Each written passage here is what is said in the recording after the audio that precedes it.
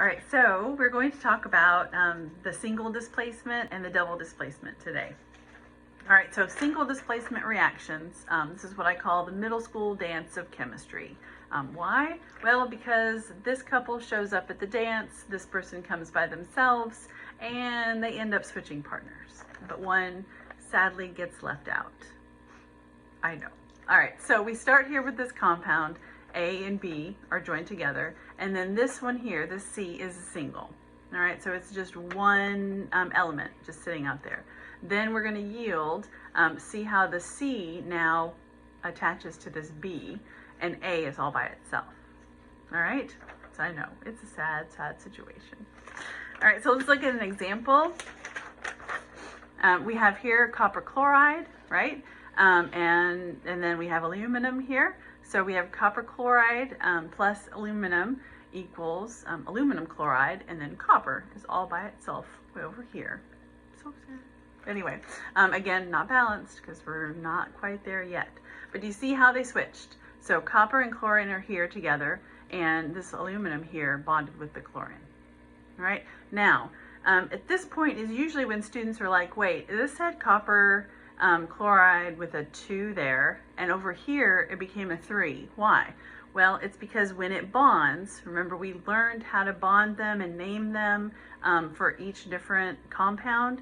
So when it's bonded to copper, it's going to be this 2, but remember aluminum has a different charge. It's going to be a +3, okay? So we just have to keep that in our mind while we're doing this. All right, to remember, some metals will react with water. It's a very common single displacement reaction. So for example, potassium here will react with water and yield potassium hydroxide, and then this hydrogen all by itself. Now remember, hydrogen is diatomic, and so we have to have an H2 when it's all by itself. All right, let's move on to double displacement.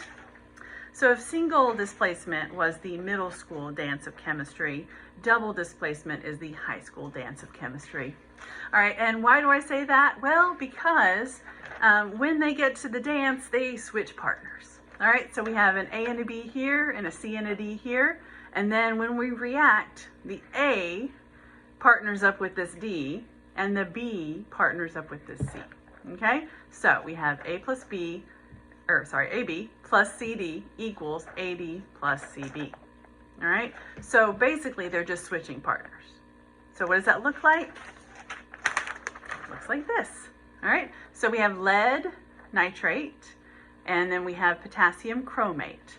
So these two go to the dance, yields, they're going to switch partners. So we have the lead from this one, and then the chromate from this one, and then the potassium from this one, and the nitrate from this one.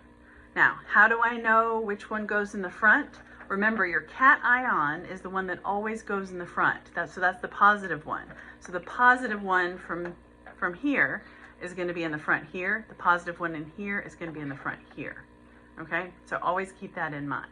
All right, and remember, not balanced because we're not quite there yet. All right, often you can look at your reactions. The most complicated looking reactions are going to be this double displacement. All right, this looks like a big mess. It looks really complicated, but it really isn't when you actually throw it into a test tube.